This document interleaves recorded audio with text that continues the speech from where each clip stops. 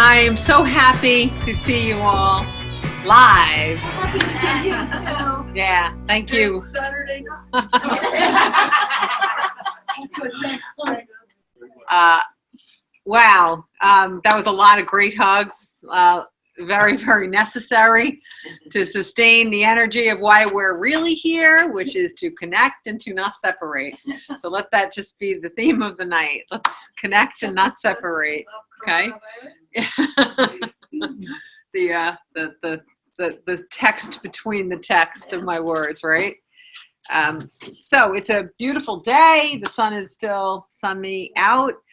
We're all feeling good. It's getting warmer out, and it's a wonderful world and a wonderful place to live and to be right now, right, everybody? Yeah! Yes! Yes!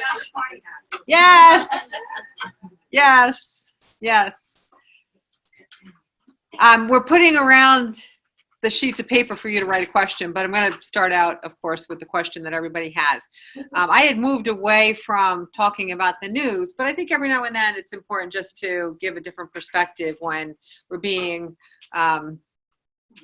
bombarded with a singular message. Sometimes it's nice to just get a little fresh air in there.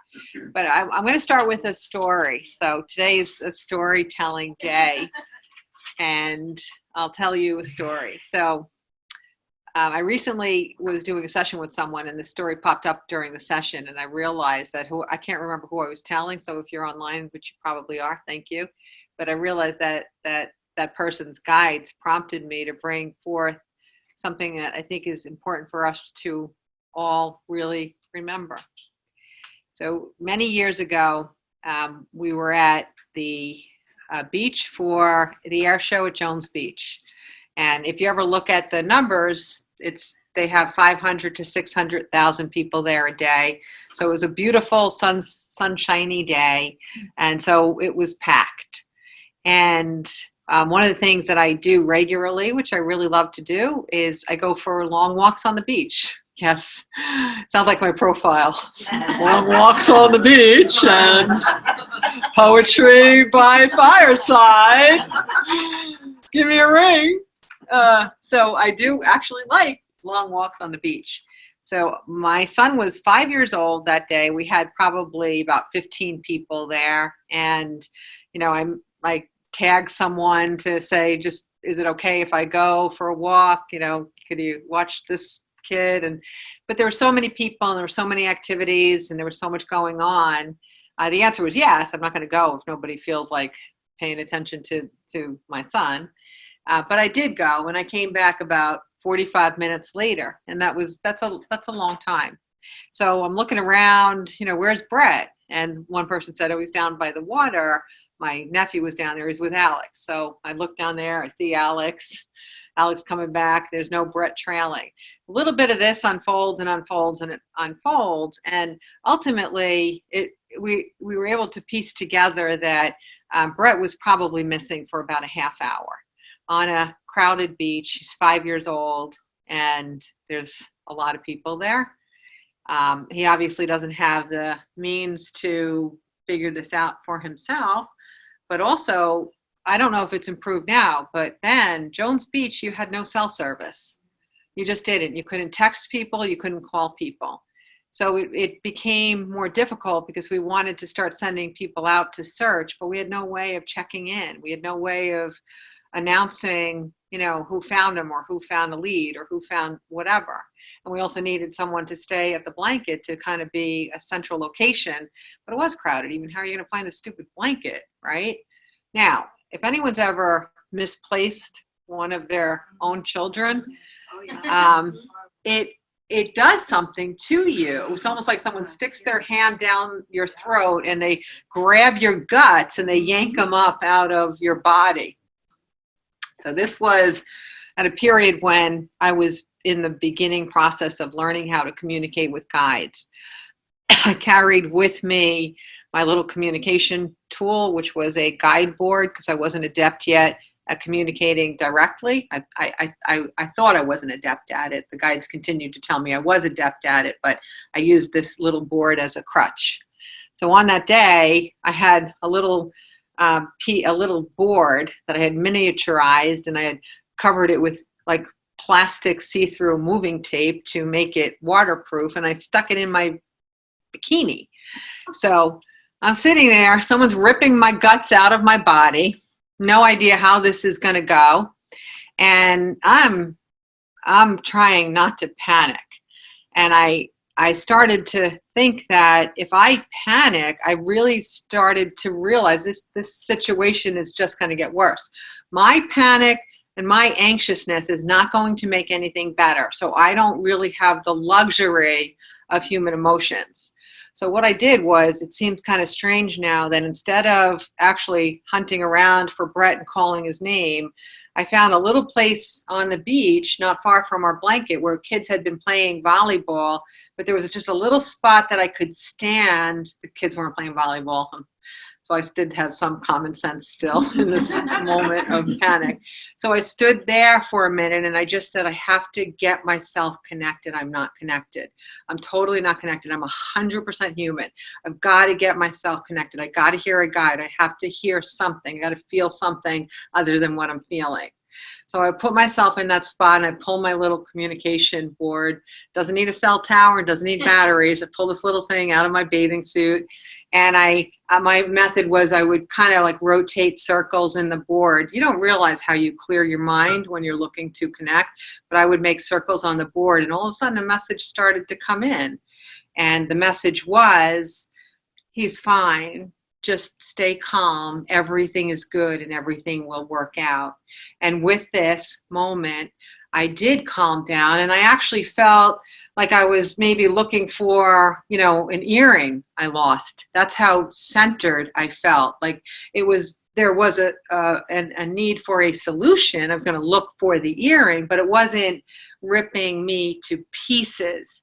I completely allowed the panic and that state of anxiety to subside because the connection was far, far stronger than the human part of me that believes the story of chaos and being out of control and catastrophe.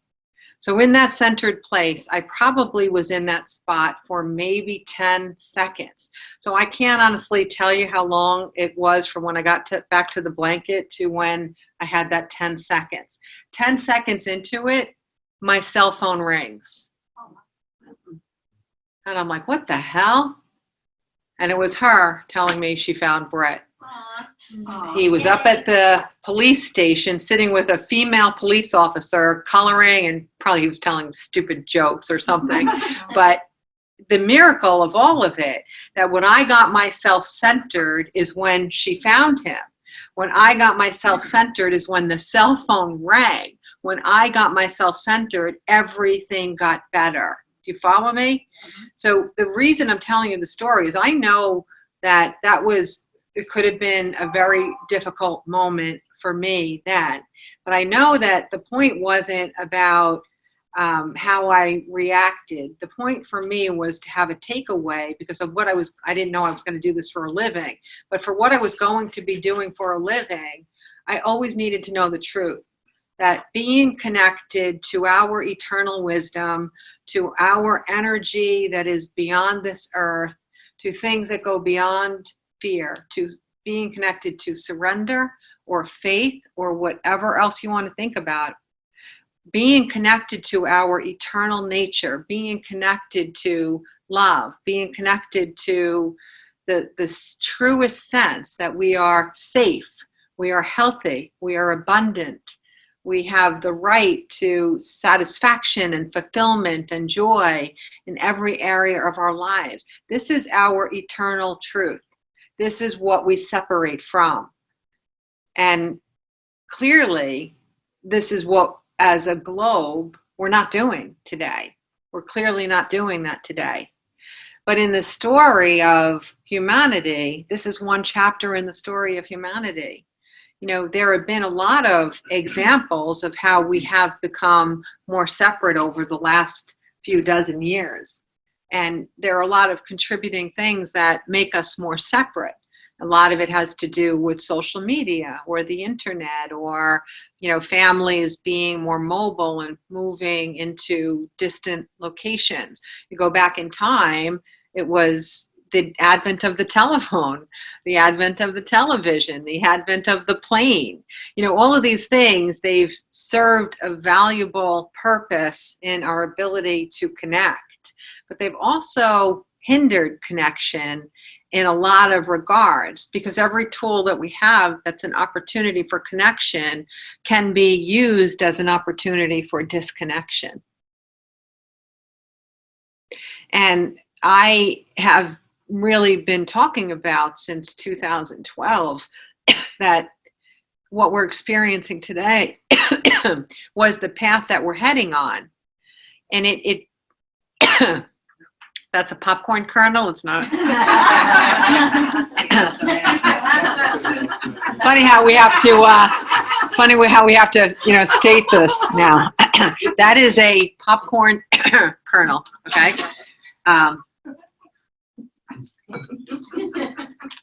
But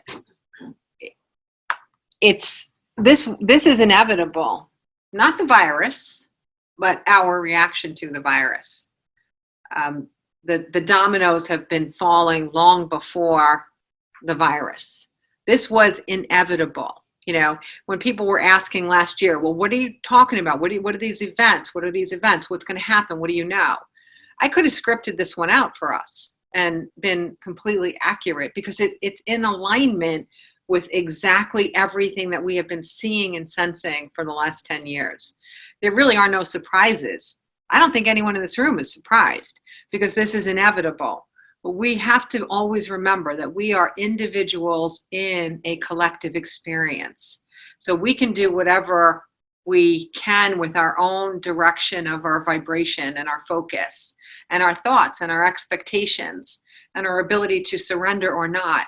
We can do whatever we can within our own dominion, but we don't really have that much energetic control over what other people are experiencing and what their reactions are. But what we can do is we can decide at what level we would like to participate in it, if we would like to encourage it, if we would like to fall back and maybe give people a different perspective. What I find really interesting is back when, and I probably should have looked up the year so I'd be more educated, but I didn't. But when we had the whole Ebola scare, I don't know what year that was, several years ago, right? When we had the Ebola scare, I mean, clearly it amounted to what in the United States?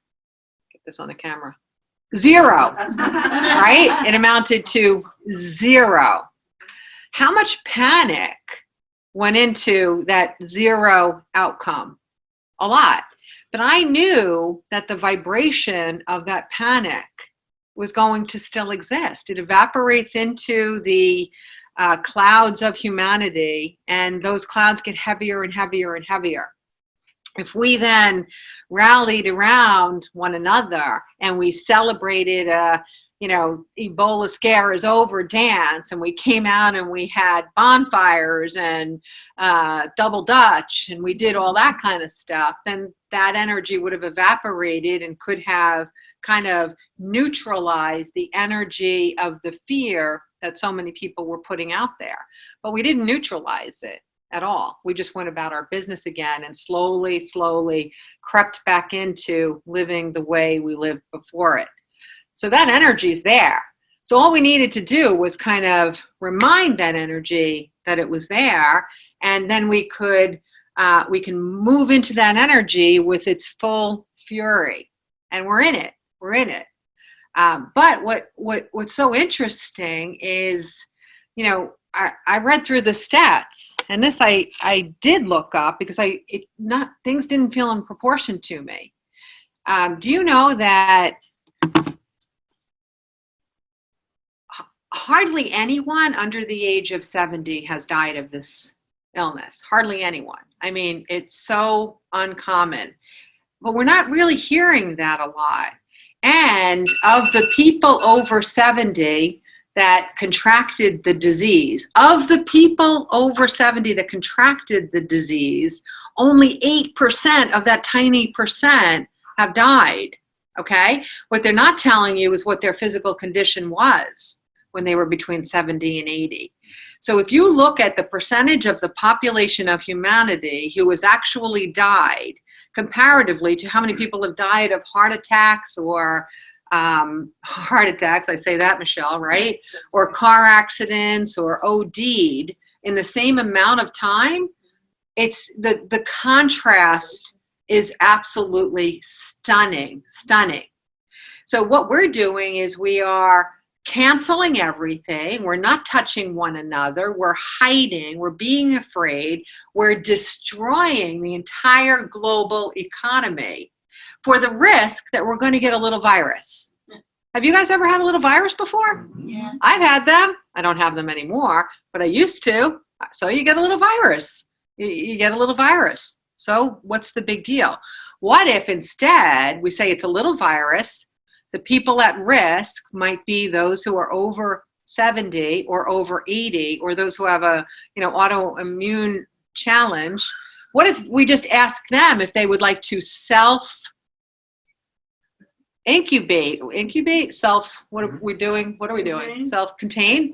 Quarantine, thank you. What if we ask them to self-quarantine for their own protection if they would like? And then everybody else can go around doing what they normally do, right? And we'll take all of the fear out of this. Once we take the fear out of it, we take the lighter fluid out of the fire.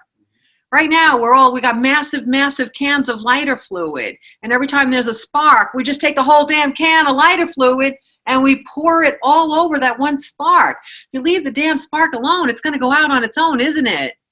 Why keep igniting it? Why fan the flames? Why let it spread? Fear is the disease. The disease is not the disease. Fear caused coronavirus. Nothing else caused coronavirus.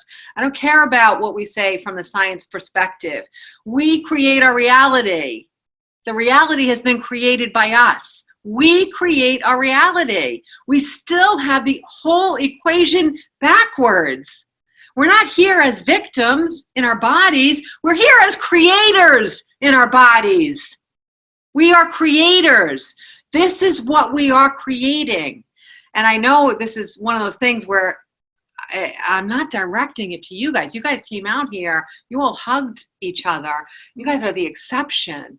But sometimes you just have to see that if we don't become more outward with what we know to be true, then the ignorance in which people live is going to make a lot of 5-year-olds disappear in a 600,000 person beach party. Do you follow me? Yeah. We can't let those children disappear. If we remain silent, we are letting those kids disappear. That's what it comes down to. That's what it comes down to. It sounds harsh, but it's true. It's true. Sometimes people can't understand some of the things that I might advocate or, hope for. Like, I'll be frank. If I get hate mail, that's okay. But the reason I don't believe in socialized medicine is not because I'm not compassionate. I am compassionate. I don't want people sick. I want people to be able. I want them to be able to live joyful lives. But socialized medicine is disempowering because it takes power away from people's understanding of their own relationship with their mind and their body and the spirit. As soon as they think that something is free, which it clearly is not free, but as soon as they think something is free, they lose the effort in maintaining good and vigorous health. They lose their power to stand on a beach and pull out a stupid little communication board on a beach and talk to someone or some energy beyond the human ego. They lose their ability to find out the meaning of life. They lose their ability to connect with their soul, their higher self, source, every other thing that we're supposed to be remembering while we're here. You can't eradicate earth amnesia if you keep telling the same story over and over again and telling it more harshly every time you tell it to someone else, which is exactly what we're doing on this planet.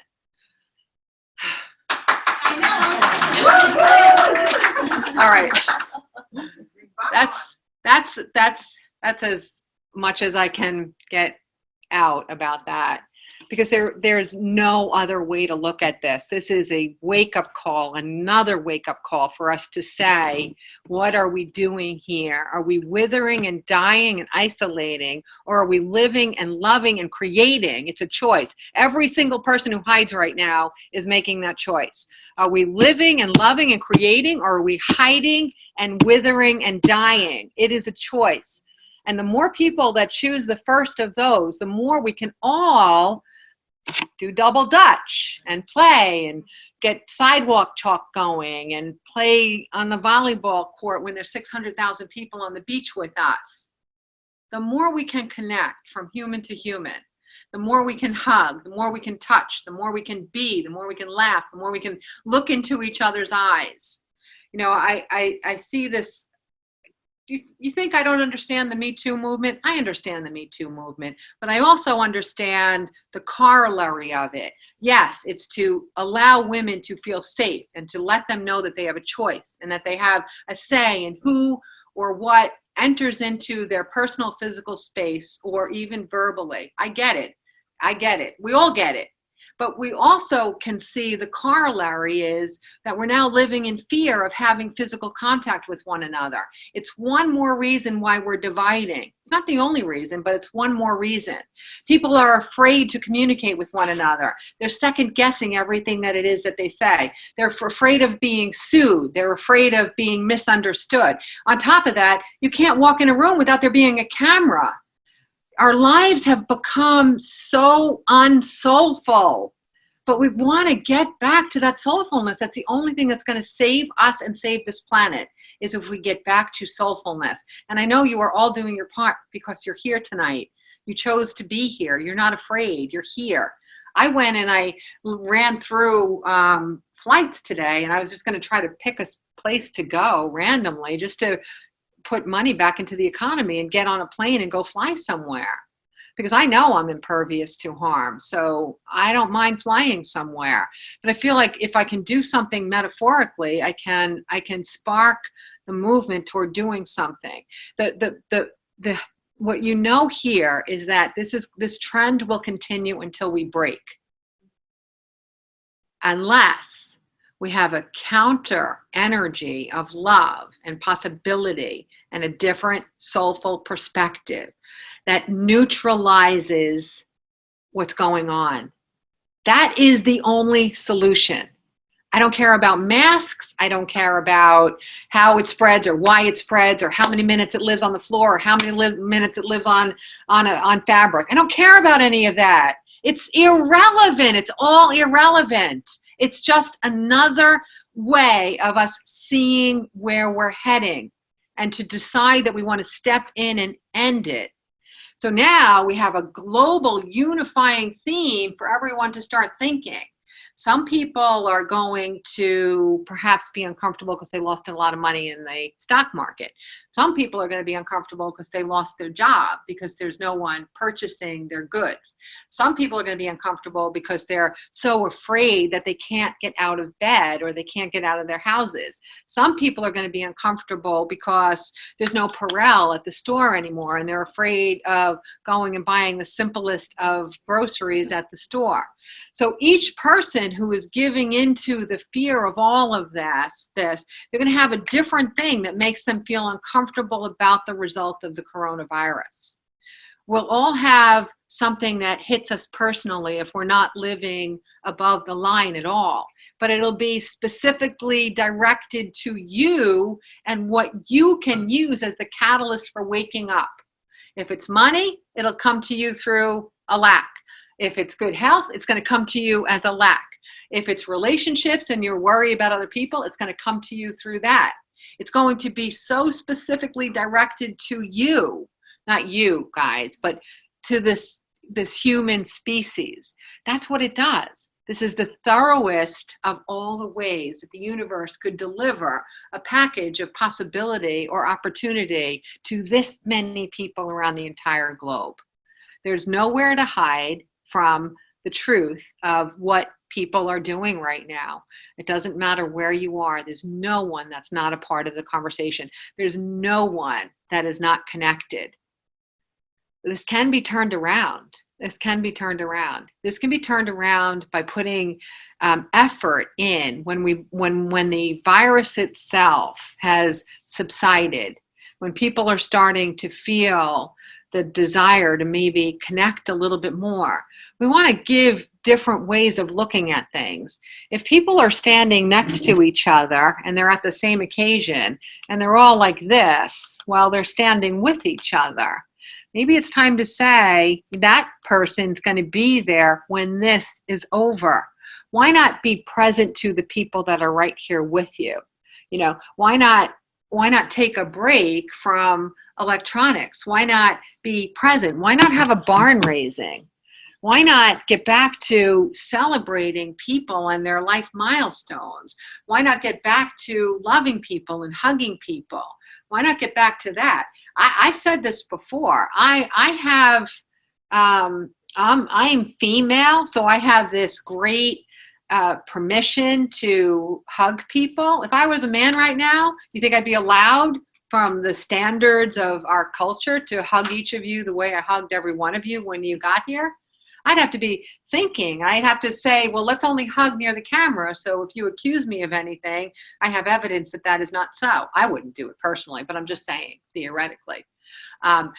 We have a choice. We can get people together. We can visit with people. We can go to restaurants. We can plan events. We can meet in a park and go hiking. We can be so happy that other people are coming out of their homes again, that we can embrace them and find fun ways that we can spend time together, meaningful ways that we can spend time together. There are some upsides. It's not all down. There are upsides. Like, I think one really interesting upside is that with all of the cancellations of travel in businesses, it's kind of interesting to watch people be more creative or to be more present to where they are in the moment. It's also interesting that a lot of companies are requiring you to report if you've done any personal travel. And if you did, a lot of companies are quarantining people for 14 days before they're allowed back in the office space. So now we're actually compelling companies to maybe be a little bit more broad-minded about working off-site or being flexible about where you work from. So there are some things that are going to start breaking freer in a positive way.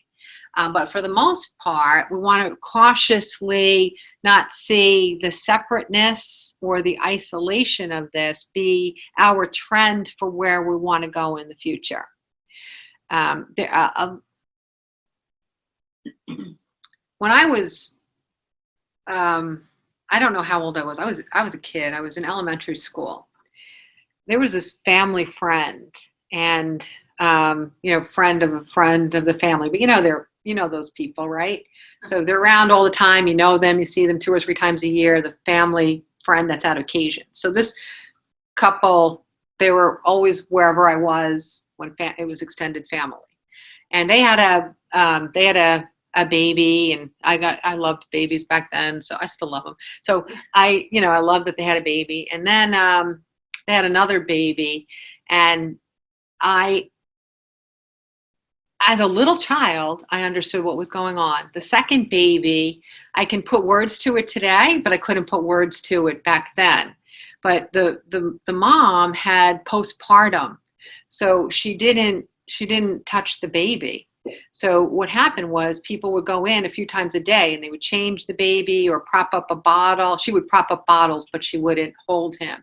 And then they would take turns, doing whatever, giving him a bath or feeding him. So for the bulk of the day, the baby wasn't touched, and she didn't even speak to him. As a kid, I innately knew that something bad was going to happen because of this. It's weird that I should be able to know that as a child.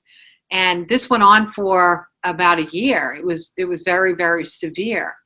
And it turned out that the boy's mental capacity never developed. He was, I can't remember what terms we were using back then, but none of them are politically correct today. But he was mentally challenged for life. And as a child, as I observed him growing up each age, there was a part of me that knew it was because he wasn't touched in his first year of life.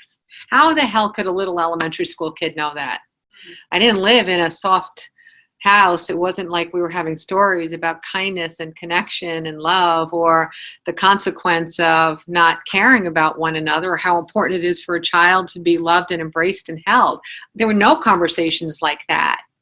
But somehow as a child, I knew it. And it turned out to be true. And later on, as an adult, I did start to look up the studies because I was so curious about that boy and his life. And there are so many studies out there that said that his challenges, his lifetime challenges, were actually preventable.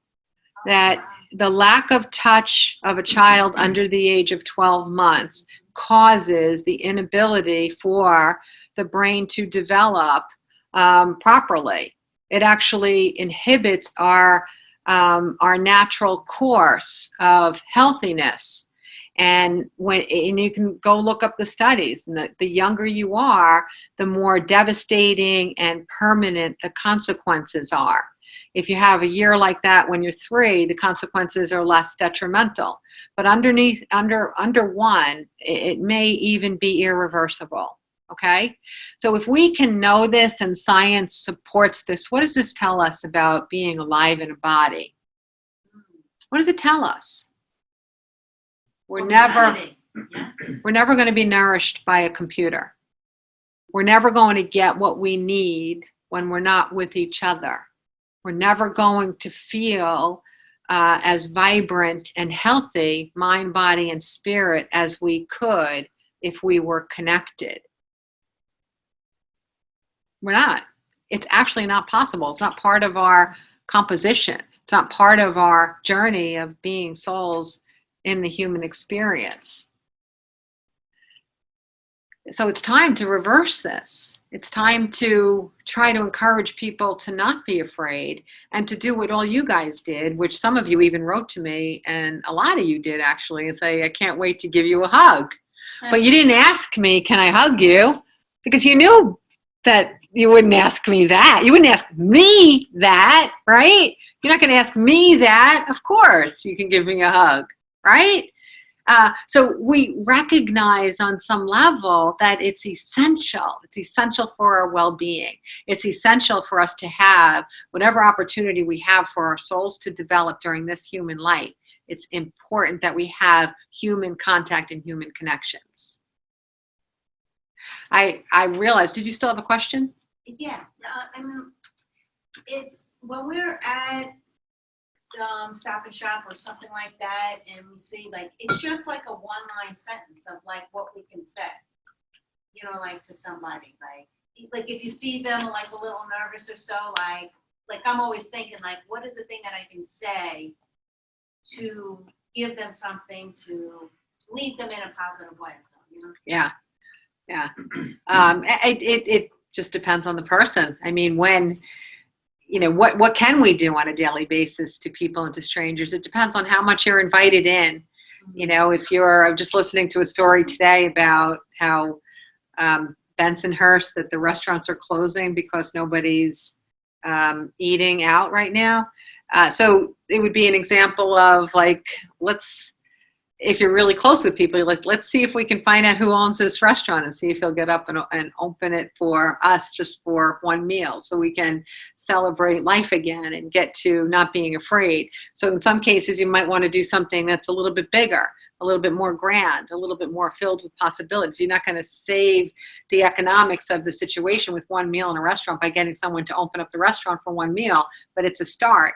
For other people, it's interesting, even if you just say something like, I opted out of poor health like 15 years ago. It's really working well for me. You just say things like that. They might think she's crazy, but the seed's still there. You still said it, and you said 15 years. So now they might contemplate, I wonder if she was really never sick in 15 years, right? You could just say things. Who cares if you're crazy? Right? If you say it and you say something like, I opted out of it 15 years ago and this is working out much better for me than being afraid, it plants a seed, and it gets maybe one more layer of fear knocked down for them. Yeah. Yeah, my boss is having me right down the main counter every 15 minutes. Yeah, I believe that. I What do believe you that. say to somebody who's that far down the road? Yeah. And it's Well, your boss. They Have to pretend that you're sanitizing the counter every 15 minutes. Yeah. Um, This is what he Yeah. thinks he's being told in terms of keeping like a retail location. yeah. sanitized. Well, it is interesting. A person who has a high level of awareness could actually be doing those things just to kind of tamp down the fear of the community or the potential shoppers. It's a matter of, are they doing it for themselves or are they doing it to help people feel more comfortable? So I would react differently based on what motivation the store owner had. If I felt like he was doing it because he too was afraid, then I might say some silly things, going back to like my story of how we would grab the spinach that had just been recalled, and we'd grab the nuts that had just been recalled and grab the tomatoes, and I'd eat them unwashed in front of everybody, sort of, making a joke about it. But obviously I was still eating that stuff fearlessly. So you can have a little bit more of a sense of humor if he's doing it just to make people feel more comfortable when they come into the shop. One thing that's interesting is I don't remember what year before us it became a theme, but there was one year before us where we really took a look at the chronology of fear and the different elements that have magnified it so much. And one of the turning points for humanity really was the 1980s.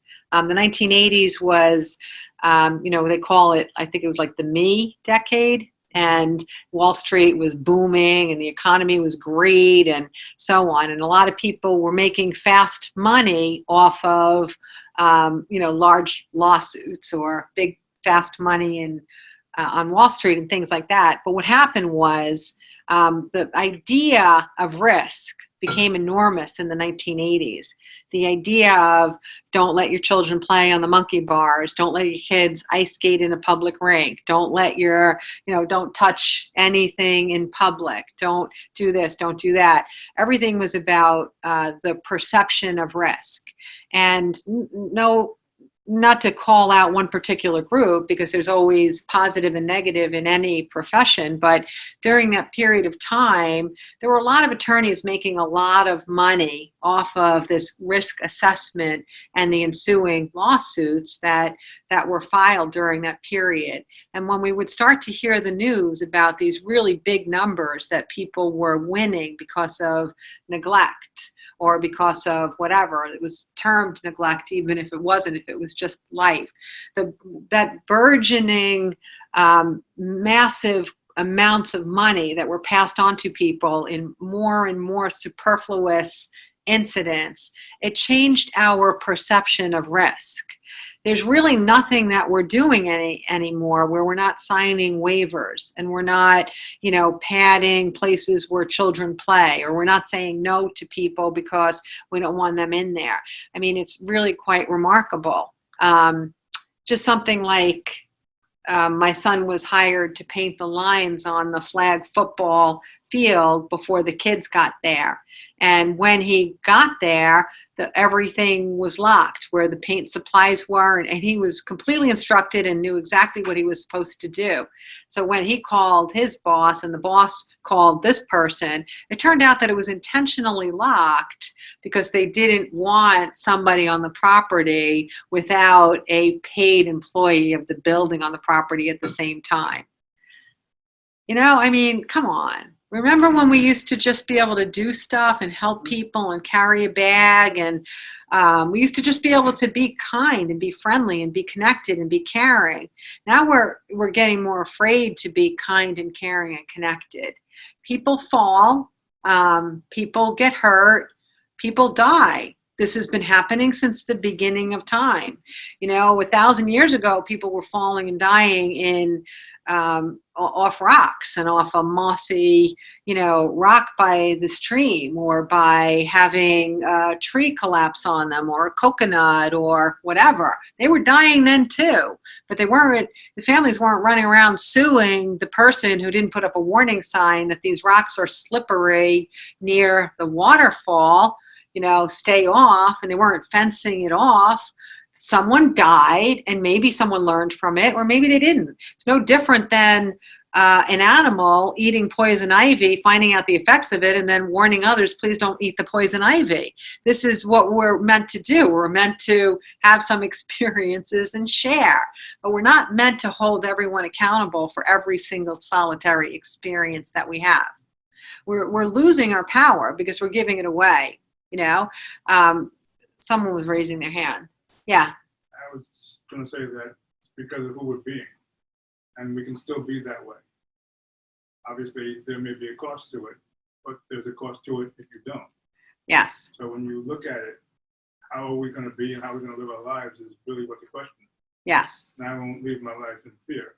Exactly. That would be living in fear. Yes. I would rather not live than to live in that kind of fear. And that's the truth. I don't see how it's possible to have a meaningful and joyful life if you're running and hiding from every single little thing and constantly being cautious about experiencing everything. That's not the way we're meant to live. We're not meant to make our lives smaller and smaller and smaller. We're really meant to expand and to create and to be and to experience and to interact. We're here to be. We're here to, live large. Whatever your definition of large is, doesn't really matter, but we're still here to expand. We're not here to get smaller and smaller and smaller and more closed off.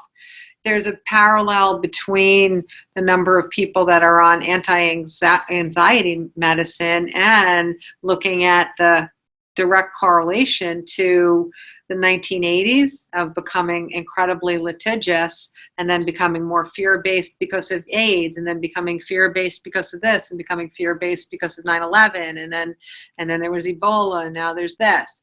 Whatever excuses we're using them for ways to take the path of least resistance, which is to hide instead of to flourish. If you really look at the history of the world, there have been people that have gotten out of some pretty horrible circumstances just by sheer will, because the resilience of the soul, when it's ignited in the human, the resilience of the soul will always win. That soul will get itself out of the most horrific of human experiences. But right now, we're not igniting it. And I don't want to say we're not fighting for it, because it shouldn't be a fight. It should be an ignition, igniting what we know to be true, which is we're here to be happy and free and abundant. We're here to be loving and interconnected. We're here to be creative. We're here to be expansive. We're here to be playful. We're here to have fun. We're here to enjoy each other and nature and possibility. We're here to be unlimited. This is what we're here for, not where we are, not where we're heading. So I do believe that I don't know how much more opportunities for discovery we need for the whole globe, but this will inevitably break something open for a lot of people. There will be a lot of people that get tired of living so far below the line and having such limited choices and seeing their worlds get smaller and smaller and smaller. People will break free of that, because that resilience will start to become ignited again. That resilience will pop open. And no matter how many people pop open from this, it's going to be that many more great points of light that we have to share our journey of being points of light, being beacons of possibility for other people.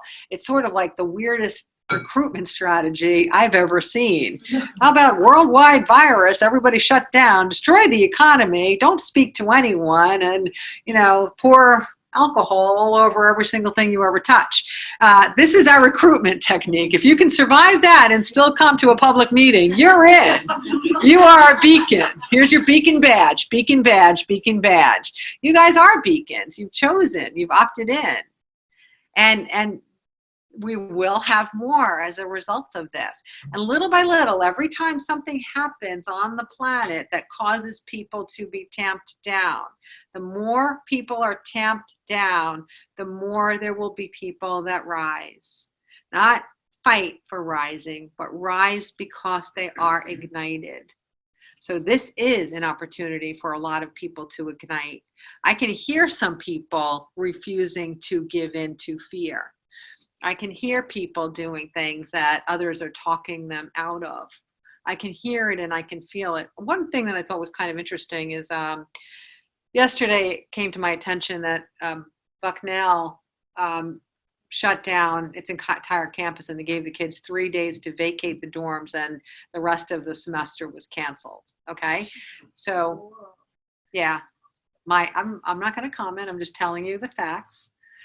But what I was really excited about or intrigued about was that very shortly the commentary was completely not supportive of the university's decision. And that was refreshing. It was really refreshing to see some people say, all right, that's enough. That is enough. That is enough. You know, I mean, you might as well go to the simplest words are escaping me today. What's the word of where we eat together? Cafeteria? Thank you. Like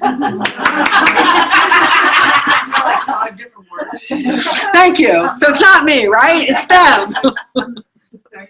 Dining hall. Dining hall sounds like a college-y kind of cafeteria, right? So why don't we just go to the dining halls and give everybody sedatives instead, right? Why don't we? Because then no one will be afraid. No one will worry. They'll all be able to stay there and be safe because they won't be able to wander too far from the food to their dorm, and it's all good. Effectively, isn't that kind of what they're doing? They're sedating their joy. They're sedating their getting out there and being. They're sedating their lives. They're sedating their sense of the world is safe and good, and this is okay. This is not a disease that's killing us on contact. Go out there and be resilient. Build your immune system. Get out there. We can do this. Let's show them that we might be the healthiest campus on the planet simply because we have the most positive attitude on the campus. Why not? Why not? Why not? Why not? Instead, another message to this young group of people that the world is not safe, right? How many ways are we going to serve this up for them? How many ways are we going to serve this? How many ways are we going to spoon feed or force feed the youth of our world? How many ways are we going to take away their sense of life being wonderful and good? You know, luckily, a lot of them are going to kind of let it wash right off their rain slickers because they're laughing about it. So it might even amp some of them up to say, this is the stupidest thing I ever heard, but at least I get 2 months off that I wasn't expecting, right? So some kids are going to be really kind of resilient and kind of give a little kickback through their humor, through their rebellion, through whatever it is that they have going in them, especially if they're coming from families where the families aren't tamping down their joy or their belief in possibilities on this planet. But it comes to a point where it really is enough is enough. Enough is enough. If we're not going to ignite for them, then let them ignite for us. I remember one time when I was channeling the answers, so it was my first time channeling, and twice in that book, the soul I was channeling from, she made like a really funny joke while I was channeling, and it took me by surprise because I'm very serious when I channeled back then. This is, life or death, right? It was big deal, big kind of deal. And one of them was, she's like, oh, well, don't worry about them. They're all just going to die off anyway. And I was like, oh, yeah, well, that's kind of true. The good news is they're all going to die off because we live and then we die. And it was just kind of like a good, funny moment where I felt lighthearted because it's the truth. You know, those who are tamping things down, they will eventually die off. That's why we got to make sure we're giving to the younger people the best of possibility for them to take the reins and move forward with it. But no one in this room is old, right? So we're not going to be tamped down. They don't need us to die. They need us to live. We have to make a commitment for more longevity in this room because they need all these badges and beacons that they can get right now. Just someone that believes in every possibility. That's what they need around them, which is amazing. So that's my take on the news. In a nutshell. One really important thing to remember to help to give us a sense of power and peace and possibility for ourselves is to remember that the energy of 2020, I've been saying this for 8 years, the energy of 2020 is basically our amplification of everything that humanity has already been experiencing. So individually, what you're putting out there is going to be amplified. What other people are putting out there will be amplified. What collective people are putting out there will be amplified. So you are the decider of what it is that you put out there, because whatever you put out there is just going to grow and grow and grow and get bigger and bigger and bigger and bigger.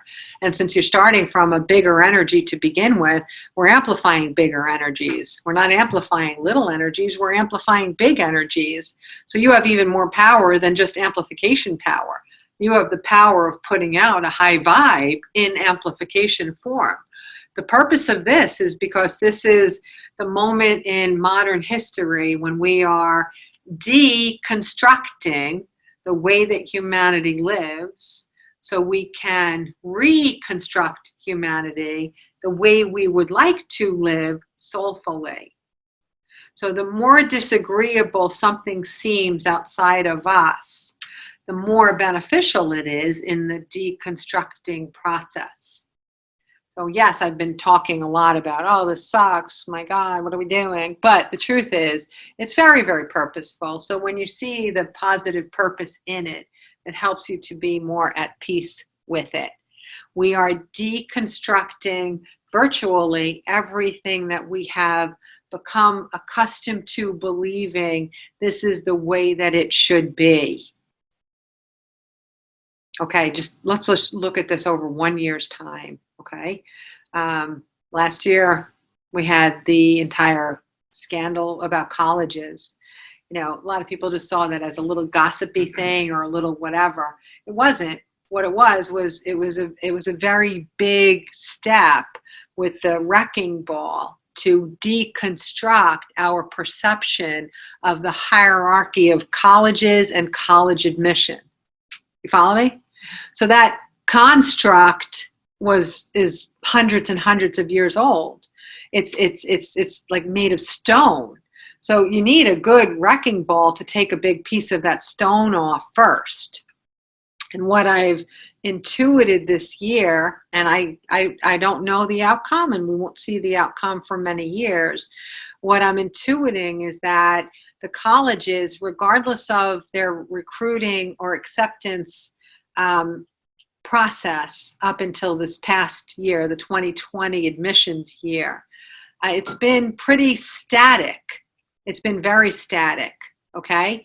And this year, there's no script. Schools are scrambling to say should, could, would, must, scrambling to write out new protocol, scrambling to tell people what the consequences are of breaking protocol. Recruiters inevitably are trying to choose from the non-chosen lists and getting as many of those kids into the schools, because then they don't risk losing their job by someone saying, well, why did you bring him in? Can you prove that that person was more capable or qualified than that person? Do you follow me? So this is what I am intuiting is going on in schools. And it makes sense that it's going on because it's abutting all of this fear of risk and the Me Too. This is like almost like a little college Me Too kind of thing. Like, what have you done? Are you on the up and up or are you not? So it's interesting because they're rewriting the story. But here's what my prediction is, that schools that had predictable energetic composition of their student body in a reliable way for decade after decade after decade, within the next 4 years, the composition of their student bodies is going to change in a way that they are no longer prepared to adequately educate them. Follow me? Oh, wow. And it's good because we're dismantling what was perpetuating only on an expectation that it should perpetuate. So if we dismantle that, if we deconstruct that, then we're bringing everyone closer to the same starting line, aren't we? Right? Aren't we putting everybody at the same place? So that's what's going on. So this first group of kids that are accepted will be 25% of the college campus population. That group, they are not as blendy as all the other populations on that campus, because 2000 and 2001 were enormously different birth years. Those kids that incubated or were born before and after 9/11, they have a different vibration. They clearly have a different vibration. So not only is their vibration different, this incoming college class, but recruitment and acceptance techniques are changing dramatically in this 1 year with no prediction of what that might look like. Everyone's just scrambling for their own jobs, for their own whatever, right? So now 25% of the population is different. Now in another year, it'll be 50%. And in another year, it'll be 75%. And in 4 years, it'll be 100%. Right? Can you imagine if you are an archaic institution that hasn't breathed in new life about the world that we're creating instead of the world that we've lived in for the last 200 years? How are you going to educate these people that are part of the new world if you are only hanging in the old world? And this, one of the remarkable things that I see over and over again with this population of younger people, is that they have this, I'm not saying all of them, but I'm seeing it in enough numbers that I'm very excited about it. They have this way of saying, yeah, I don't think so. And then they leave, or they quit, or they do it differently, or they do it on their own. I've never seen anything like it. They're not fighting, they're not debating, they're not quarreling, they're not rebelling, they're not blowing things up. They're listening to the adults, and then they're saying, they think for themselves, and they say, yeah, no, I don't really think so. I don't think that works for me. And then they leave. What the hell are all the grown-ups going to do when there's no kids sitting in the classrooms anymore? What are they going to do? What are they going to do? The zoo. The commercial, the zoo. No, I don't know that. So I'm not saying it's going to be that dramatic, but you know, everything takes a spark of a beginning, and this is happening. So all of this stuff together, and every other thing that you've seen happen in a higher occurrence over the last 20 years, they're all purposefully and complicatedly coming together for the deconstruction of non-soulful living. That's what it's all about. We're deconstructing non-soulful living. We've separated from it so far that we actually have to scrap it and start over. There was somebody's telling me a story about a kid who, in high school, stopped going to class because he started, I think it was high school, it might have been college, I don't know. He started developing or testing taking your skin and developing organs. Huh. And Good he reason actually not did to it. go to class. He actually did it. He actually did it. Of course, they kicked him out of school because he wasn't showing up or whatever. And he has this huge company that is developing organs based on, and he can do it from your skin. And Wow. he has a person that his whole job in the company is to make it ethical. So it's not just for rich people. Oh, wow. So I love whatever he that. comes up with, it has to be for humanity Wow. and not for.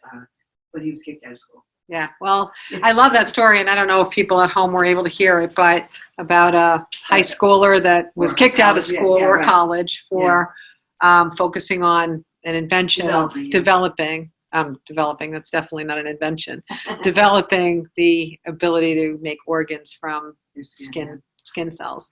I think that's a great and marvelous example. That there are going to be different ways of looking at everything.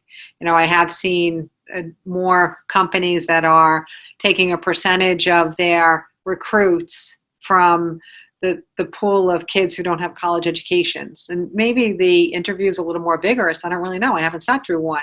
But it appears that they're asking the younger people, like, what is it about you that I should hire? They're not looking at numbers. They're not looking at SAT scores, but they're saying, what is it about you that I should hire?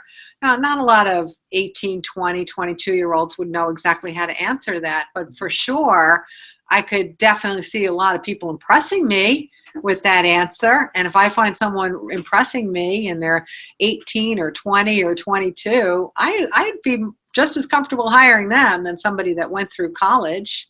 Absolutely. How many people here are using what they learned in college in their money-producing life? You are? Okay. Anyone else in their money-producing life?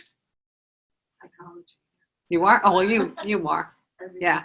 But not a lot of people are. And here's a good question for you. You got the degree, but did you actually learn anything in your education that made you good at what you do today, other than getting the degree? No. No. You did? That's uncommon, especially in your field. Because you learn how to think in law school, but you don't necessarily learn how to apply that process in a real court system, or learn how to navigate it, or learn the limitations of human behavior and personalities and unfairness, right? You don't learn any of that in college. Well, you learn it in college. In law school, law You school. learn it in college, especially if you took education in Spanish as your undergrad. And Oh, that then, helps. And then in law school, moved court. I mean, that was real life experience and training. So. Well, good. One person out of everybody in the room. I know a little bit about what a debit and a credit is because I have an MBA, but I don't apply anything really from my MBA even. I made this job up. I created the whole thing, against all odds. I just made it up out of thin air because there was no one doing what I was doing, so I had to make it up. So college didn't necessarily support me in making it up. But more and more, the deconstructing process, I know. I think that's fantastic because it really is one of the first times I've heard somebody have value in the actual education that they receive, not just the degree, and that they apply it. And there are always going to be professions where it's necessary to be trained very specifically in that field. And I think that's terrific. If people are drawn to it and that's what they want to do, I really think that's wonderful and fantastic and necessary. But for other people that are unsure of where they would like to be or what they want to do, this is a period of creating new choices, creating new possibilities, reimagining the world. When back in the 1800s, when there was the invention of all kinds of wonderful farm equipment that made it capable for people producing a lot more vegetables very, very quickly, and we started to have a little bit of an industrialization of produce and agriculture, no one was imagining that people would be spending, I don't know what the number is, but let's just say 1,000 times more money on music tickets and sporting events tickets than they spend on vegetables, right? It's like, well, who knows what we're going to be spending 1,000 times more money on in another 100 years, right? It's not that things have to be the way they've always been. It's that we want to allow every generation to grow into their own relationship with this globe and to explore their own relationship with abundance. Not in a judgmental way, because it doesn't, if people are able to maintain a quality life with whatever it is that they're focusing on or whatever it is how they're earning, why would we judge that? I think people would really think it was nuts if it was 1890 and they were being shown a video of how much money people paid comparatively for a ticket to the Super Bowl. Could you imagine? You're on a working farm and somebody is working his great-grandfather's land, and he finds out that more than his entire lifetime of crops paid for one ticket for one game where guys throw a ball and try to get it away from each other. Right? So deconstructing means that we're actually going to find out what do we want? What is soulful? Where do we want to put our focus? Where do we want to put our money? Where do we want to put our time? How do we want to live? And this process of deconstructing will be more pronounced than any period of change throughout our history. That's what amplification of this decade, the 20s, is about. 2020's decade. It's about amplification of the process. For everything that melts away, we can build something stronger and better and more relevant and more suitable to soulful living. Has anybody thought about what are we going to do with all of the retail stores that are empty? What are we going to do with all that space? Right? Anyone thought about that? Yeah. Seminars for you. Imagine. I'm happy to stand in Macy's and talk in Macy's, and it's vacant, and they let me in and give them a couple of bucks. I'm happy to do that.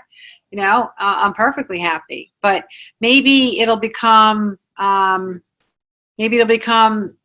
those. You ever see those places where kids get to play a variety of sports indoors? Yeah. So we live in a climate where outdoors is only, maybe 6-7 months for sports. Maybe some of them will turn over to become places for sports. And since we're so litigious at school and kids are not actually able to play at school very much anymore, they'll get their body recreation and their exercise in places like that. I get that it's just one tiny possibility, but we don't really know where it'll go. But the more we, as beacons for positive possibility, the more we put out there positive possibility for other people, the more that will grow. The more that will grow. Okay.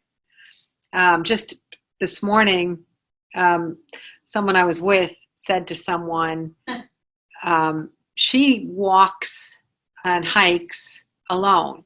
Apparently, this woman won't walk or hike alone. And so I explained why I walk and I hike alone, why I do anything I want to do alone, why I do anything I want to do. And I said, listen, I opted out of fear like 15 years ago. Doesn't mean that you're ready for it, but I'm impervious to harm because we create our reality by what we focus on. She doesn't know me from a hole in the wall, but I said it. So, and then she's like, oh, wow, I never thought about it like that. I don't know where that will go. I really don't. But somebody made the introduction enough to state it. I didn't ask anyone to state it, but since the sentence was there, I could leave that sentence flat on the floor and come and meet her in a place where she's really, really comfortable, where, I understand. It's not the world we really want to, be alone like that in the woods. I could have done that, right? She'd be comfortable. She'd maybe feel like I'm her ally and I understand and I've got, empathy. But I had one probably under a minute. So I did what I did with that minute, and I have no idea where it's going to go. But not putting that out there doesn't do anything to bring forth positive possibility for humanity, does it? Right. Let people think you're crazy. Let's take a little bit of a break so you guys can actually mingle and talk to one another and hug, and we'll come back in 10 minutes. And write down your questions and pass them up, okay? Welcome back. Yeah. And happy birthday again, Pat. It was so nice to be able to see you blow out a candle in person. It's not as much fun to stand in front of a computer and go, And no and ice it's cream much for those- harder to blow it out then. No ice cream for those. And no ice cream for those who are safely at home. Thank you guys for letting me vent today. I know you could tell that it was kind of brewing a bit. And I will admit, I've never wanted to be perfect. I never will be perfect. And I indulged in 3 minutes of self-pity over the weekend. And in that 3 minutes, I said, I can't believe I've been doing this for effing 13 years and nothing has gotten any better. And then I pulled myself together again and I looked forward again. So I had 3 minutes of self-pity. It got me absolutely nowhere. And I'm moving forward. And that's all I'm going to do is move forward.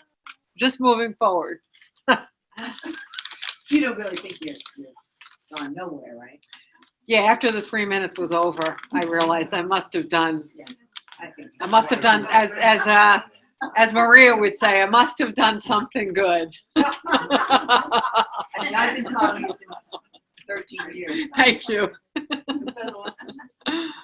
I mean, I'd like to think we've all put some pretty good ripples out there into the waters of humanity, right? Raise your hand if you have put some good ripples out into the waters of humanity. Yeah! Yeah! Let me hear you! Yes! Yes! Yes! I can't hear you, Lori! Yes! Okay, good. Good. So let's keep that up.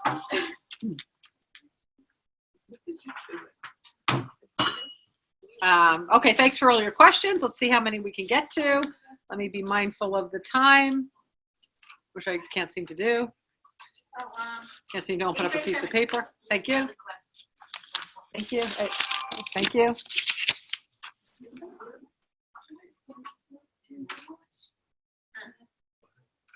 We're against the wall. That's the only one I'll know how.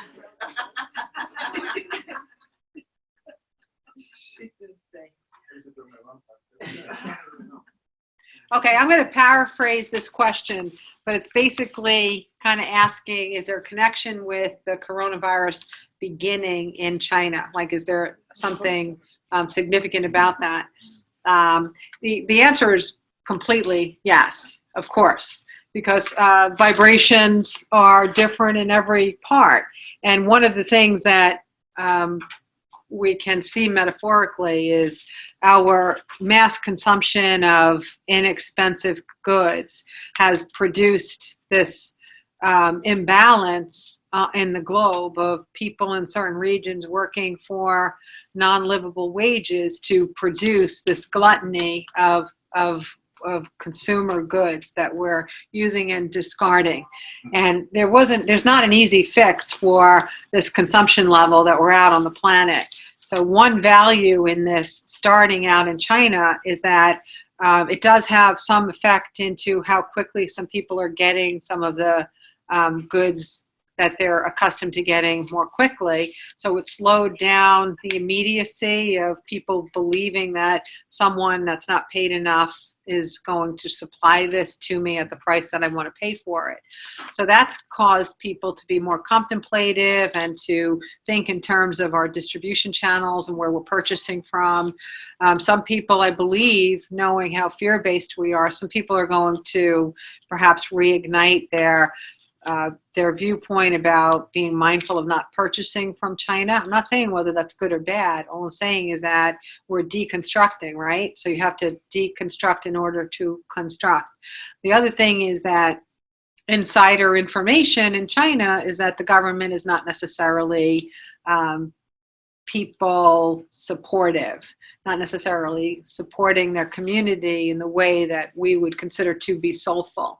So if the virus starts there and millions and dozens of millions of people are quarantined and it affected the economy, which is what they oftentimes have been the government has been valuing themselves as a world economic power.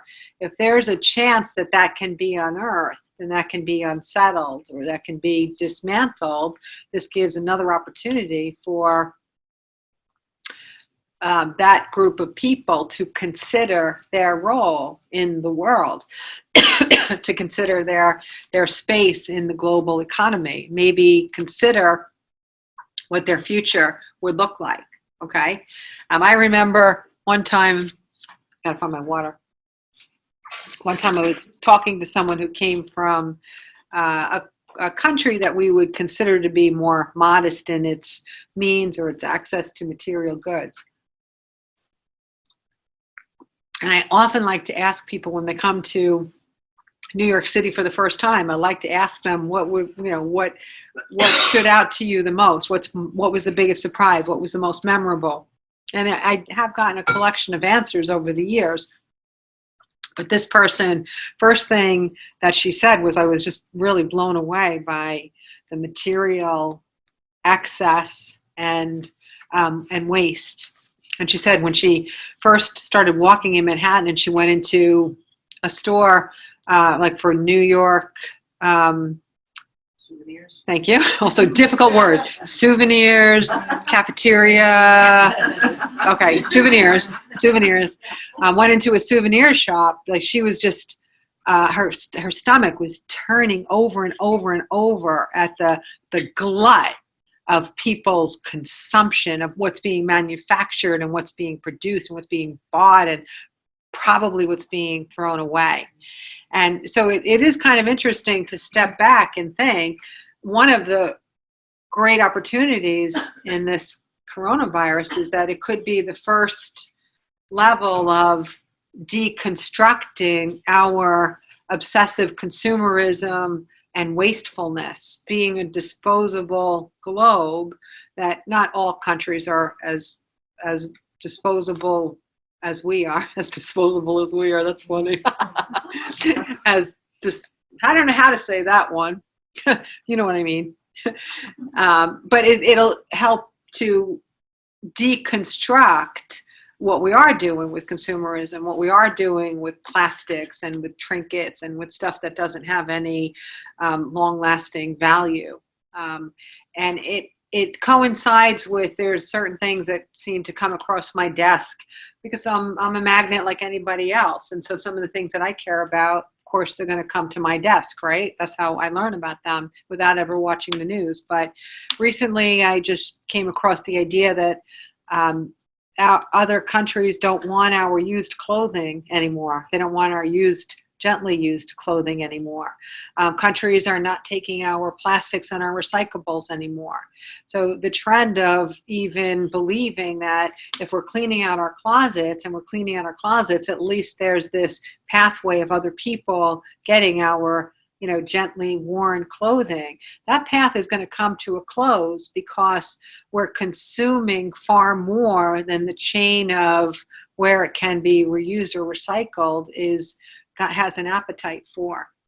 I don't think it's across the board everywhere. I think there's places that still do like the clothing and they're using the actual clothing. But for the most part, when you give away your clothes, they're going to these big companies that buy them and they just recycle the fabric. So the recycled fabrics no longer have a place in the world market, and that really changes our relationship with the consumer gluttony of clothing. One thing kind of interesting, I have found that the more awake I've become, the less I want. And the only clothing I really buy is I have a lot of videos out, so I try to keep at least my shirt fresh every quarter or so. So honestly, I'm out there purchasing, I don't know, 6 shirts a year. And I mean, you can see by how worn out these pants are. It's like ridiculous that maybe I should start patching them up or something. I don't feel bad for me. It's okay. I think I can get a few more seasons out of them. But in all honesty, these pants are pretty darn old. And I just don't buy things for the sake of buying them. I get heels fixed on boots. This shirt is way too big on me. There are pins in it everywhere, but I make do. And for a woman who, I think most people think that women are going to have bigger closet space than men. My closet space is literally the size of this. Thank you. I don't know what happened. I don't know what happened to my brain. I'm so far out of here. Thank you. But from floor to ceiling, this part is my entire wardrobe. Okay? So when I can't fit something in there, it means that it's time to get rid of something. And then I get rid of something. And I do take my gently used clothing and I pass it on. My favorite place to pass it on to is I pass it on to big brothers, big sisters. That's my charity of choice, and I pass it on. But I don't consume a lot. I don't buy a lot of clothing or shoes or anything. And I actually don't necessarily care about the opinion of others if I am not necessarily trendy or on season. I mean, I think there's some people that rotate their closet every 3 months based on whatever is in style or fashion. It was funny. I just saw something the other day, and I saw I don't know where I was. Maybe I was in the city, and I was looking at billboards or whatever. But it was like just women with, they all had their shirts semi tucked in, right? That's what women are doing in fashion right now. So they tuck the shirt in right here, and the other 3 sides hang out. And I looked at that. I'm like, now I see women wearing their shirt tucked in here on that one side. They were all doing it. And I'm like, but why? It's so uncomfortable. It's just really uncomfortable. Tuck it in or take it out. You're constantly worrying about, well, is this just tucked in just right? So why are we doing this? Because people are going to make money by selling shirts, by putting it out there that you need this kind of button down. So tucking it in is in style today. And if you want to be liked by others and you want to have a meaningful life and you want to have good relationships and you want to have a lot of money, you got to buy these shirts. This is what we're used to. So yes, that's one purpose of all of this beginning in China. But there's other purposes too. When a region separates from optimism and joy and possibility and freedom and all of the things that are innately soulful, again, energy evaporates. So when the rain pours down and those clouds can't hold that energy anymore, it's going to rain right where it evaporated first. Okay?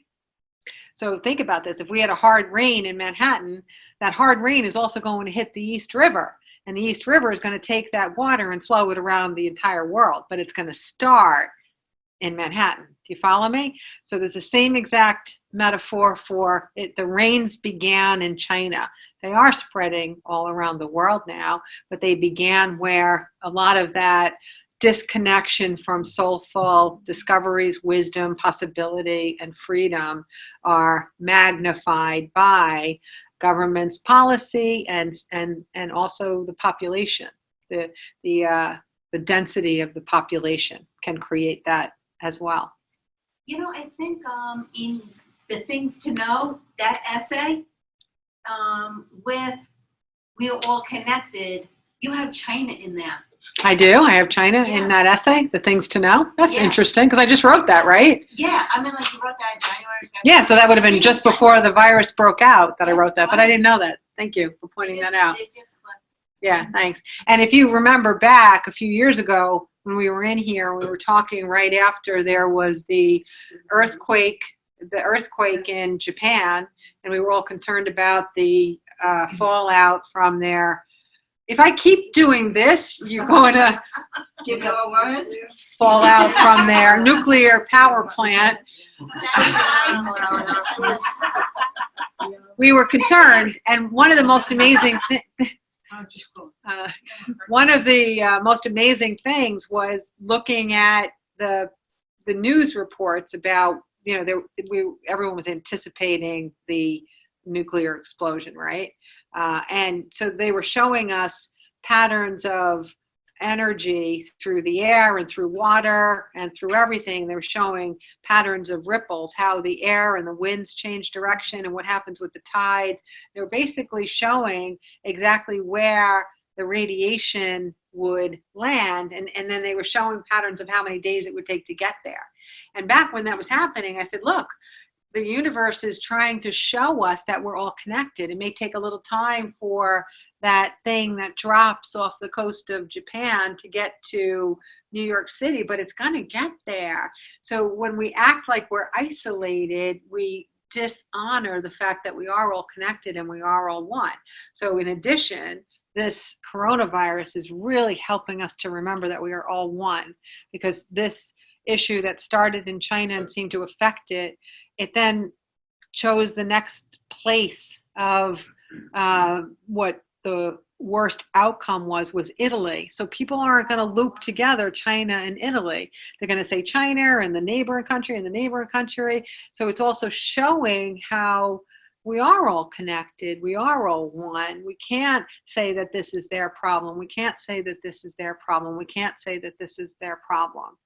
So in a time when we are becoming perhaps more isolated, even in our patriotism or our belief about our own superiority, once again, we're finding that you can think you're the greatest thing on the planet, but if you're not getting oil and you're not getting little shot glasses that say, I love New York City, it doesn't really matter how superior you are, because you're going to be without.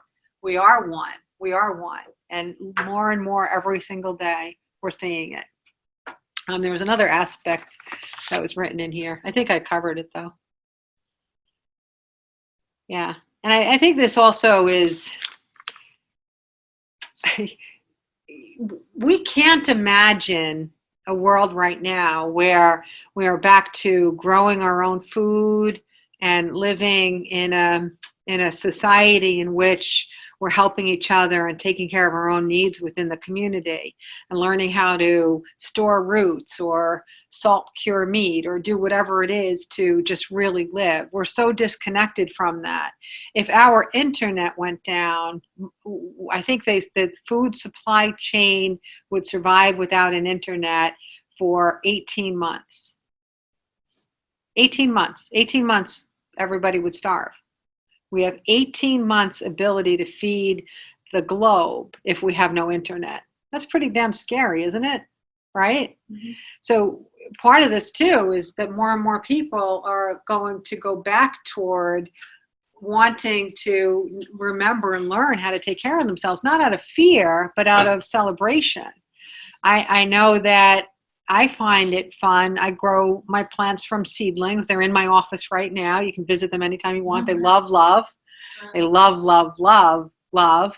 So you can visit them. And I love my seedlings, and I'm growing all sorts of little things, and I'll grow them, and then we'll pick them, and we'll eat them, and there's no GMOs, and there's no insecticides, and there's no artificial fertilizers, and it feels so good. And I have to tell you that picking something off of a vegetable that you grow like that off a plant, there's nothing like it in the world. It just tastes so different, doesn't it? For those of you who have traveled out of the United States, I'm seeing more and more other countries' food just tastes better or more vibrant than our food. I'm not exactly sure why, and I also feel that I can eat more in other countries and feel thinner and healthier than I can in the United States. I feel like I am eating less and feel less vibrancy from our food supply.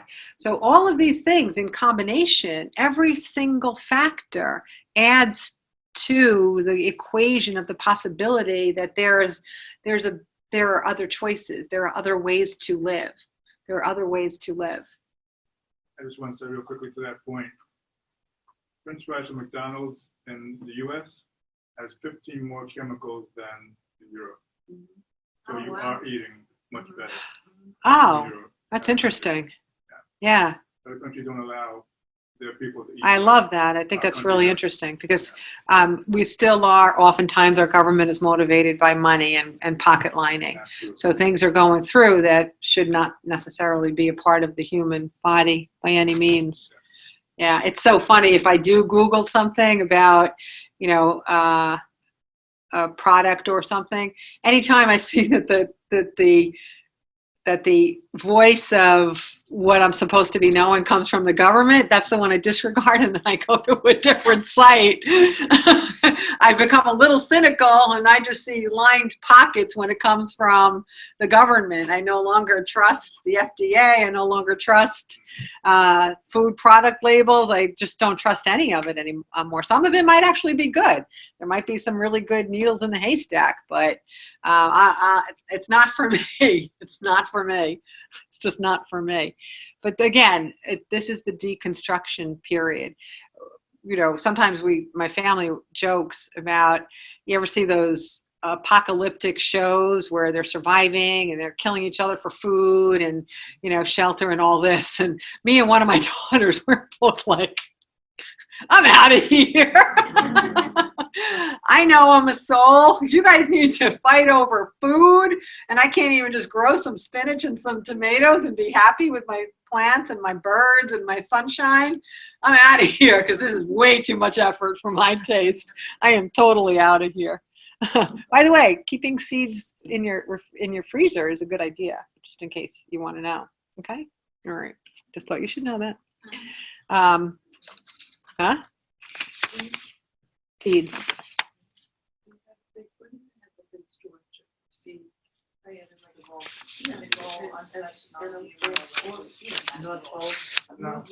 Yeah, there are seed vaults. Yeah, seed vaults. A lot of people have their own personal seed vaults as well, which I think is kind of cool, kind of fun, interesting. You know, they say that if you take seeds and you put them in your mouth and allow your saliva to come in contact, that the seed, when it germinates, will recognize your DNA Really? and develop healing properties from eating that particular food that is. Oh, wow. You as a human.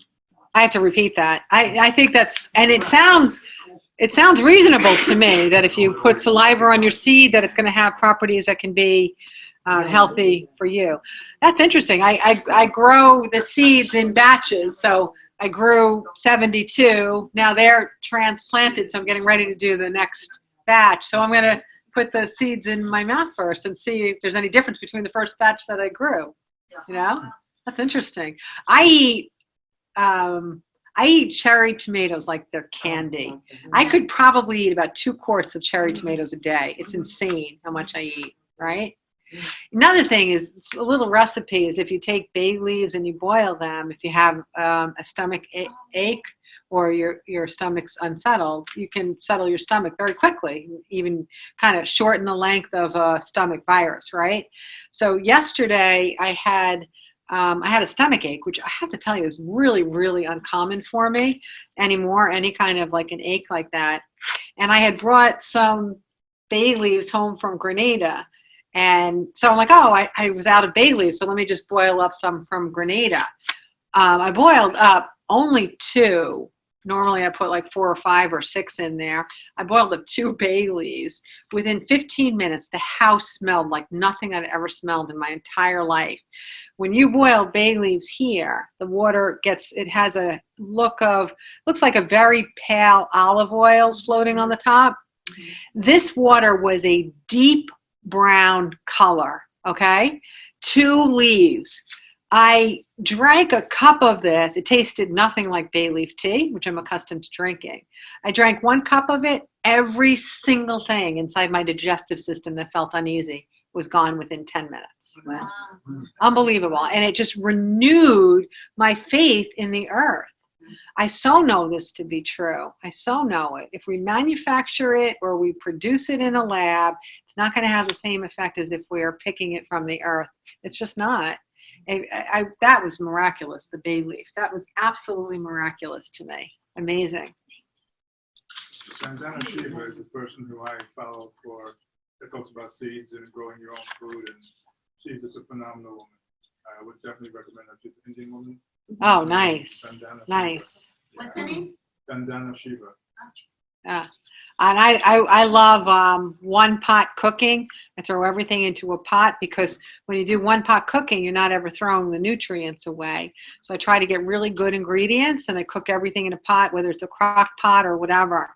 And I eat a lot of that kind of stuff. Like I make soup purees, but with no added fat, because you can mash a sweet potato or a potato or mash lots and lots of vegetables, and it makes a creamy soup or a creamy something. So I do that a lot, and I crave that all the time. I don't eat much. I don't really eat I eat almost nothing that comes from a box or a can. I just really don't.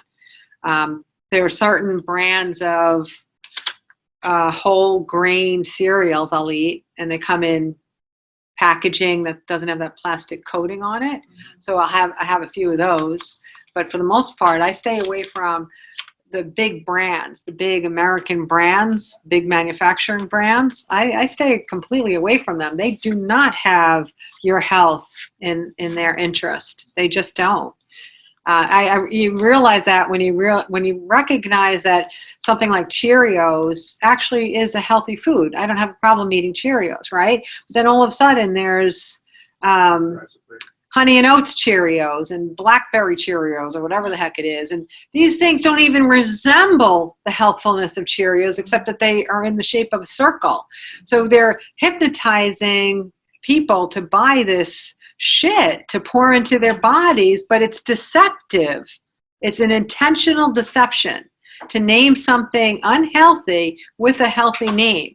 So I don't have trust in that anymore. Okay.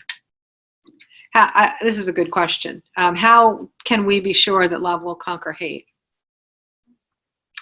How can you be sure that the sun will rise? Yes, you can, because you know it will, right? And the sun is the metaphor for love and light, because it's warmth, it's energy. It is the singular thing in our solar system that creates the viability of life on this planet. So if it's the single thing that allows us to have the physical manifestation of our soul's reality in the physical plane, then it is the metaphor for creation itself. So if the sun will rise every day, which it will, it might be blocked behind clouds, but the sun will rise every day. As sure as the sun will rise, that love will conquer all, because it is light, it is love, it is vibrational energy, it is everything. Anything that's less than that, anything that's less than love, is the absence of love. Something that is in the absence of love doesn't even exist. It just is blocking the love. How can something that's blocking something overpower something that is? Right? Do you understand? So there's no such thing as darkness. Darkness is the absence of light. You cannot introduce darkness. You can only block light. You cannot introduce hate. You can only block love. You cannot introduce fear. You can only block love. Love is all that exists. How could love not win? Love is all there is. We're making our way back. We're in a long period right now where the sun doesn't seem to be shining as brightly, but the more the sun hides, the more we will want to dance in the sun. That's exactly what's happening right now, is more and more people are wanting to dance in the sun. More and more people don't want to live in the dark and rainy days of sunless life. Okay? So yes. Oh, you know what else? Kind of cool. In addition, you guys have seen my ability to be articulate today, so I'm not going to attempt to be articulate. So I'm going to use a lot of generalities, and you guys just figure it all out on your own. But there are some amazing, amazing, amazing twists throughout history where wars were turned because of an accidental incident, and then the country that was vibrating with love or soul won. You can look it up. There are so many times, and I really wish I could just rattle off some examples because they're very, very impressive, very impressive. And when you look at that, you will renew your faith that love always wins. sometimes if it seemed inevitable that, Hitler was going to overpower this planet and we were going to be living in Earth Nazism, there were some amazingly strange, really weird things that happened that twisted the fate against all odds and against strategy and against proven strategy that had worked in conquest after conquest after conquest. So glance at that and you'll see that love does always win. It's always won in history and it will always continue to win. Okay? And also, Harry Potter has shown us that. It was funny when Harry Potter, the 8th movie came out for the second part of the 7th book. Oh, when the 7th book came out, a bunch of people that knew me, went to the buying the book at midnight, right? And then they read it, and they all read it with like bated breath because they know me, and they were so nervous about what the outcome would be because they really believe in the things that I teach and that I talk about. And I had like person after person after person after person sighing with relief by the outcome of the series because they saw that it actually intuitively reflected truth, that love always wins. Love always wins. Love always wins. Don't forget it. Okay? Don't forget it. If you think that it's not present or around, just remember it's only hiding behind a little bit of a cloud. Love always wins. Just turn your attention. Like when I gave myself that 3 minutes of self-pity, it was weird because it felt so familiar. Like I was visiting Karen of 15 years ago. There was so much familiarity in it, in that vibration, in that thought process. I could almost see how it could become like a slippery slope. Like I could almost see how, you got 1 foot tangled in it and all of a sudden you're like, oh my God, break this thing off me, get this thing off me, I don't care, take the leg, take the leg, take the leg. But that's how it felt in that little 3-minute visit. And you could see how compelling it is, that habit, to think that the sun does not exist. It's compelling because that's how we are culturally taught to believe. Oh, by the way, here's good news. Alabama is reconsidering instilling allowing yoga in schools. They're going to perhaps reverse the law that forbids any practice of yoga in the school system of Alabama that's been on the books since 1993.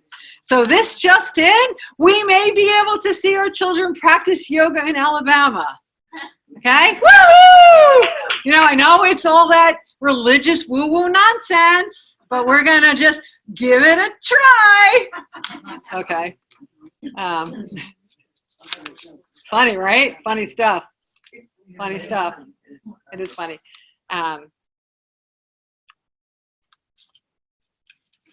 Okay. There's so many of these. I know we're over time, so there's two. I can't. They're too big. I'm trying to find a little one that I can wrap up with, but they're big. All right. You know what? Let me just talk off the cuff, and I think I'm going to be answering a few of those questions anyway. I'm going to end this tonight with, I have been heading toward creating something where people have a respite from the way the majority of humanity is living and thinking and feeling. And this is something that has been like kind of in the works, sometimes almost seemingly accidentally. Like, after one major election years ago, that's when I created Piece It Together. I've created these programs like in Grenada. Anyone that was in Grenada, what am I calling it? I'm calling it Spiritual Billionaires. I'm creating things where I'm giving people an opportunity to be a part of a community, where the community is centered around soulfulness, where it is centered around love, so that we can experience one another and we can share with one another and we can contribute to one another as well. My goal in this year, and I'll be starting it in October, my goal is really to organize this more so that people have a fundamental understanding that if you find another spiritual billionaire, you can almost just have faith in the fact that they are living above the line more than most of humanity is, that you can trust that they'll have soulful intentions in their interaction with you, that you can trust that they have the bigger picture in mind where they care about the planet, they care about each other, they care about children and animals and adults and young people and everything, that they really have a soulful connection to where this planet is going, or where humanity is going.